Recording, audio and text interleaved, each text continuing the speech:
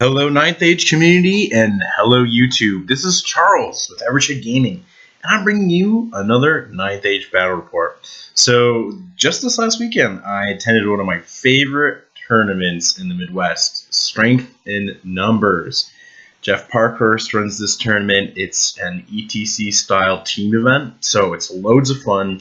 You get a few of your buddies, you form a team, you kind of like talk some strategy. I captained this team for the second year in a row. And it's just such a blast of a tournament because there's a lot of great Midwest players who come to it, a lot of guys from Buckeye Battles, and we just have a great time. I feel like every year that we've gone, this is the third year we've gone. I can't say enough about this tournament, how much I like it. So now you're probably thinking, Charles, who were you the team of? Well, my team was the Salty Bitches. There'll be a link down in the description for our merch that we're selling online. We got merch for Team Salty Bitch. Yeah, it's just a fun little thing off a t-shirt we found. Yeah, Team Salty Bitches. We had a Beast Herd, we had Orc and Goblin, me, we had a Infernal Dwarf, and a Highborn Elf player. So I'll go through all our lists, starting with my list first. So I was playing Orcs and Goblins again at this tournament, so I took an Iron Orc Warlord with Bluffer's Helm, 4-up Ward Save, Push and Swiftness, Paired Weapons, Great Weapon, and he's sitting on a Boar Chariot. Very tough, very awesome. Common Orc Shaman on a Chariot as well, Ring of Fire, Book for Drain Power, Pyromancy, Wizard Master, so he's got that +3 to cast, and 5-up Ward Save. And then I had a Common Goblin BSB, just had the Skull Splitter and the Bronze Breastplate. Just kind of sit back and not do much other than shoot. 2 units of 30 Cave Goblins with Musicians and 2 Mad Gits, 20 Common Goblins with Bows and Musician, and then 7 Common Orc Boar Riders with a Shield and a Champion and a Musician, and then 2 Single Wolf Chariots, 2 things of 5 Goblin Raiders, 4 Skewers, and 2 Gargantulas. So it's a very shooty list. It has a couple tough hitters with the Gargantulas and the Iron Orc Warlord, and then it just has some more Pyromancy damage. So yeah, it's a pretty simple, straightforward list. Just shoot them off the tail, unfortunately. Moving on from my list, we have a Highborn Elf player by the name of Andre Huides, who has a High Prince. He's Master Krennic Tower. He's got 1 Alchemy spell, 3 Druidism spells, and then he's on foot with the Dust Scone. He's got 2 Armor Save rerolling, the Shrider Seren, and the Spirit of Blazing Dawn, a Scepter of Power. That guy has got a lot of utility. Very expensive, though. And then he's got a commander on a White Lion Chariot, 15 Archers in Core, 5 Reavers in Core, 2 things of Lancers, 3 Bolt Throwers, a unit of 10 Skirmishing White Lions, or Lion Guards, sorry. A lot of drinks I have to take. And then 17 Swordmasters. That's pretty much where I believe the Spirit of the Blazing Dawn guy went, his High Prince. And then he's got 2 Fire Phoenixes. So this army has got a lot of shooting for our team. It's also got those Fire Phoenixes that can handle blocks, that his Lord can kill a lot of monsters. Yeah, it's overall a very effective list, and it was a good fit on our team as well. Next up is our ID list. So our Infernal Dwarf player, he's got a Vizier with the Ring of Fire, and like a 2-up with the Flintlock Axe. And then he's got a Master Prophet with Bavarian Power, 4 spells, Pyromancy, another Flintlock Axe. I think he's got 3-up Armor Save with the Lucky Shield. And then 3 units of 10 Citadel Guard. One's got a Champ. Otherwise, they just have Musicians. 3 things of Hobgoblins. 2 are 21, one's 20. I got Bows, Musicians. 2 things of 5 Hobgoblin Wolf Riders with shields. Those are chaff. 5 Truck with shields and lances. Those are for scoring. And Infernal Engine, 2 Bolt Throwers, 4 Incarnates, 5 Incarnates. So I don't know if that's a standard list, but this is the one. This is the list that my friend plays a lot, and he just crushes with it. And rounding out the rest of the Salty Bitches is Salty Meyer. Dino himself rocking his Beast Turds. He's got a Beast Lord with Jack's Pickaxe, the Bluffer's Helm, the 6-up Ward Save, and the Divine Icon. So this guy is out there, and he's on a Razor Tusk Chariot, so that guy's out there to kill some people. And then he's got a BSB on a raiding chariot. He's got the 504 save and the Gordic Beetles. And then his Soothsayer is rocking Druidism. He's also on a raiding chariot. He's got the Skull Splitter and the Dark Rain and a 504 save. So he's also kind of a pretty cool kit on that guy. He's obviously a Wizard Master because he's got all the points and magic items. And then he's got a Mongrel Horde, which he swears now after this tournament. He loves that unit. And 3 ambushing units of Wild Horns, about 13 strong each. And then a unit of Centaurs with the Banner Speed and the Blooded Horn Totem. So that unit can really dish out some pain. 2 units of Gargoyles, small unit of Minotaurs with paired weapons, and then 2 Gortoks. So, I don't know if that's the standard list. Obviously, 2 Gortoks are pretty popular, and the Raised Just Lord is pretty popular. But it's not the Beast Lord Chariot. So I think it's an interesting list. So let's talk about the pairing for round 1. We played Legendary Gamers. I'm going to give a Dropbox link for all the other lists, but just to let you know, there was a Warrior Dark Gods list, a Dwarven Hold list, a Beaster list, and a Hybrid Elf list. So, and we all had kind of different responses to each of those. But what ended up happening is we really wanted to choose our Beast Herd matchup and our Hybrid Elf matchup. So we dropped our Hybrid Elf list first, and our opponents dropped their Warriors of the Dark God list first. The Warriors of the Dark Gods list, on my list with Orcs and Goblins and the Infernal Board list, had great matchups against it. So I put forward those lists, and again, we wanted to choose our Beast Herds and our Hybrid Elf matchup. And thankfully, we didn't really care about getting either of those lists into the Warrior Dark Gods list. So we were actually in a really good place to choose the matchups here. So what ends up happening is they leave their Beast Herd list down. And they had to choose between the Infernal Dwarf list and the Orc and Goblin list to go up against the Beast Herd list and the Warriors Dark God list. The team captain, he's a really great guy. I played him before at Buckeye Battles. He wanted to play me, but he thought that the Warriors would have a better time against the Orc and Goblin, so he puts me up against them.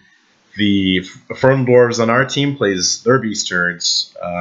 Our Beast Herds plays their Dwarven Holds, and then we have a mirror match Hybrid Elf between our Hybrid Elf and the other Hybrid Elf. So I was really pleased with the matchups. I knew that I wanted to get the Beast Herds and Dwarven Hold because the shooting wasn't super strong on the Dwarven Holds, and we thought honestly the team looked at the matchups. We're like, these are great matchups. We should do well. So now I'm gonna get away from the team aspect, and I'm just gonna look at my game, and I'm gonna show you how my game went and get into the battle report.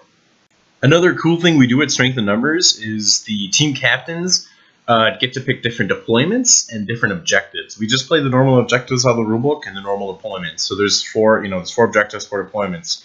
So what happens is there's a little roll-off. Whoever wins picks 1 deployment, and then the guy who lost the roll-off takes 2 more deployments, and then the guy who won the roll-off takes the last one, and we do the same thing with objectives. So for this matchup, I was actually given my deployment and my objective, and the objective was Breakthrough, which I was like, okay, and the deployment was Encircle, which I was like, great, and I won the roll-off, so I was able to choose Defender, which is really good for me, because it sets a lot of his stuff back, unless he wants to, pick 2 sides, one side of the board or something like that. So, and then, it gives me that big front, but I didn't really need to use it. So, I know I just kind of talked a lot about how that works, but let me go back and do deployment now. Starting on the left, he's got 2 unmarked 2 chariots, just True Chaos, 2 of the normal Wasteland ones, and then he has 2 Mauler chariots next to those, and those are both marked with Lust, so you get the the reroll their charges. And then in the middle there, he's got a big block of Crusher Cav with his Crusher Lord on there. The Lord's got like the Giant Blade. He's got a 2-up, 4-up, and I want to say he had the Lucky Shield too. And then in the middle there, he's got 2 blocks of Warriors, both marked Wrath, and they're just rocking Sword and Board. He's got a BSB on foot with a 3-up, 4-up regen. And then he's got a Battle Shrine marked Wrath. So it's a really straightforward list. it's just going to march forward, punch you in the face. You got to worry about those chariots. You know, he's got a lot of chariots. I don't know if it was the best decision to put them all on one side, but it definitely made that one flank really intimidating. So he dropped to go first, or because he got to choose who dropped first. He picked himself. He dropped everything, so I was able to try and counter his deployment. So starting on my left, I have a bolt thrower, and then I have a unit of wolf raiders, and then I have 2 spiders, both on the hill. One's more forward because that's at the point where my defender middle's up. Next to the spider on the hill is a bolt thrower, and then another unit of goblin raiders, and then in the middle is my shaman on the chariot. Next to him is my general on the chariot. Next to him is a bolt thrower, and then I've got all my goblins there. The 2 units of cave goblins are in the front with the 20 common goblins behind, and my shamans my BSBs with the common goblins. And then I've got both my wolf chariots on the far flank, and my boar riders are behind them. So my goal was just to try and push those boar riders behind the building, get them in the corner, and try and have the spiders deal with all those chariots. This picture of my deployment is actually his turn 1 too. So on his turn 1, he just moved everything up. And then on my turn 1, I charged the spiders in. They kind of had, the red one had an average charge. They actually both had kind of average charge, like 8s and 7s, just because he moved up really aggressively and he got close. And I was able to make both charges there, which was great. And then I'm not very aggressive with everything else, so kind of try and set my wolf chariots up to do some flanking later, try and get my boar boys to go through. And then into magic phase. I get a good magic phase. I cast the red ring at this unit, and I kill one. I think I got like 6 hits. I got like 4 wounds, and he just failed 3 armor saves. And then I do the same thing with Pyroclastic Flow, and I kill another crusher. I got really lucky my turn 1, and he's able to just pick off a couple of those crushers. The shooting opens up, kills another crusher. I think between 2 bolt throwers, hitting and wounding, and doing like two wounds and 1 wound each.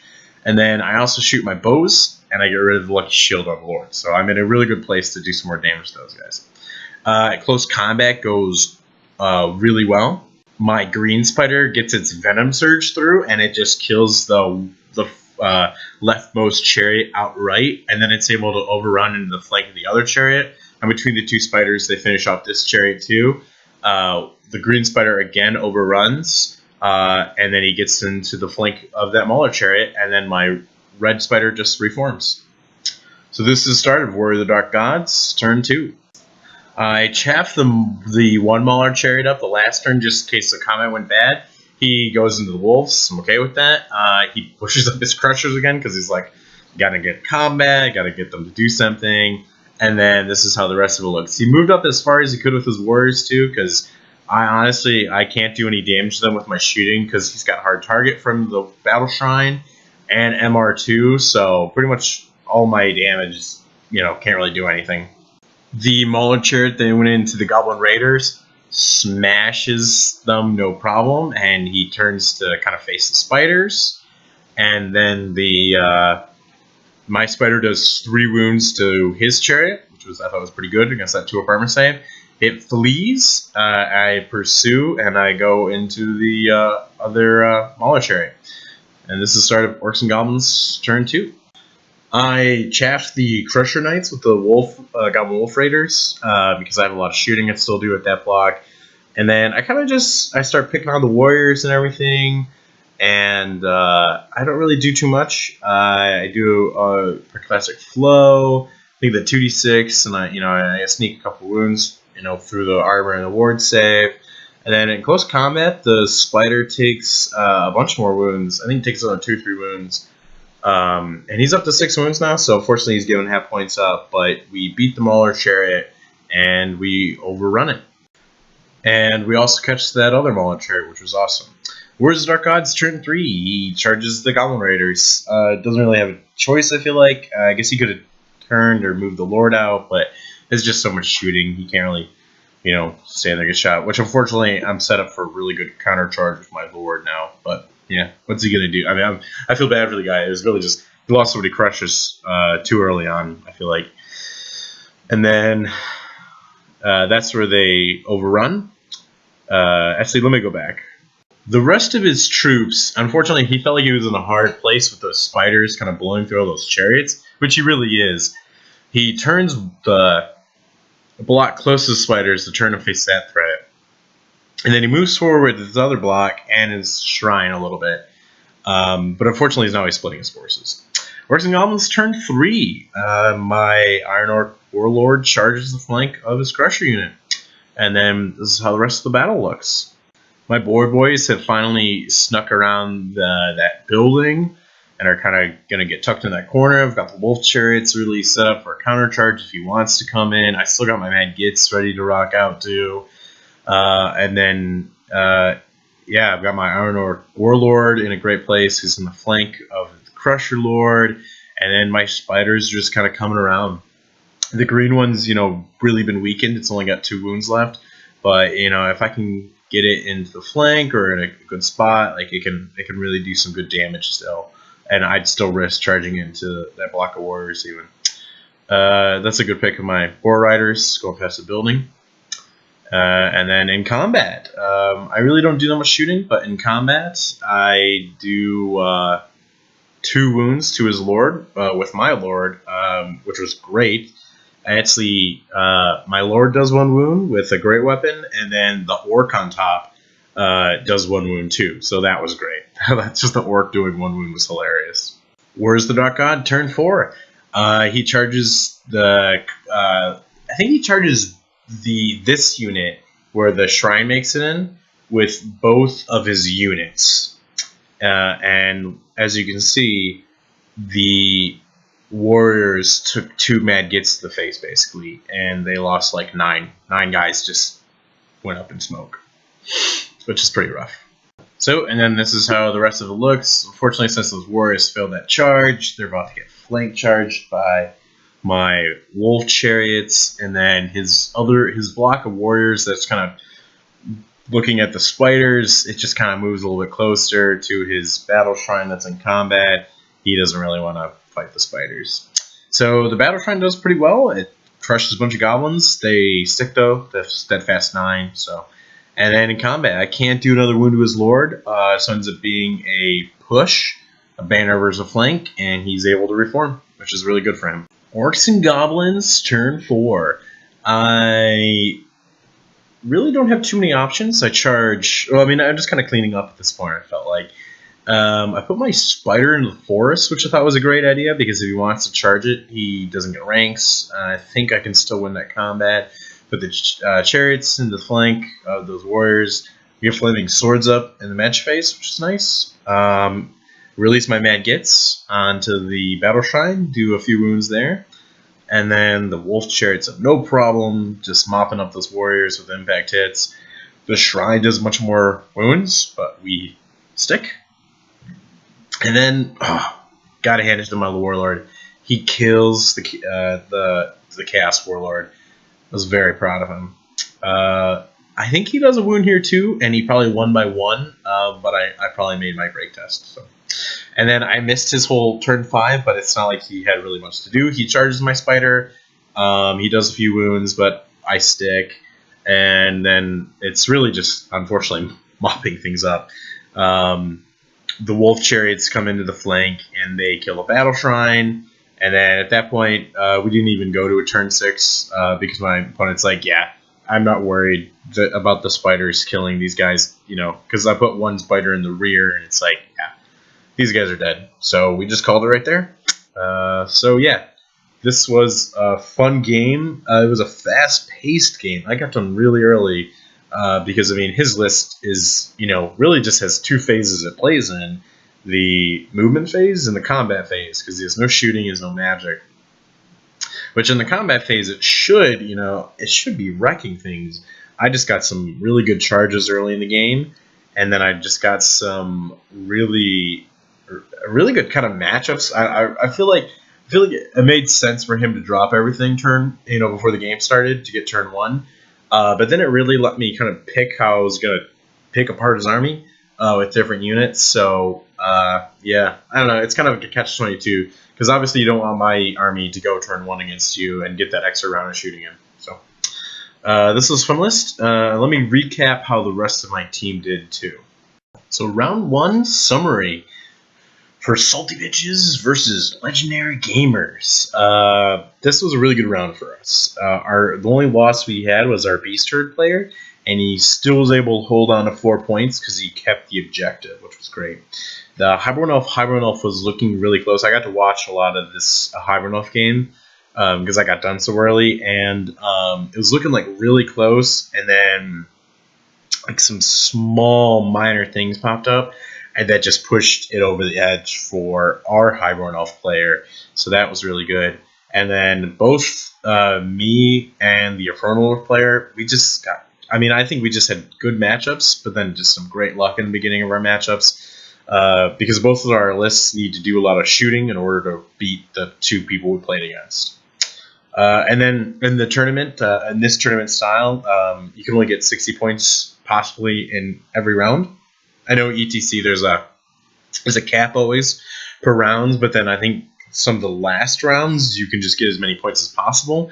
We technically got 62 points, but then we got capped at 60, which is great though, because 60 is a lot of points for this round.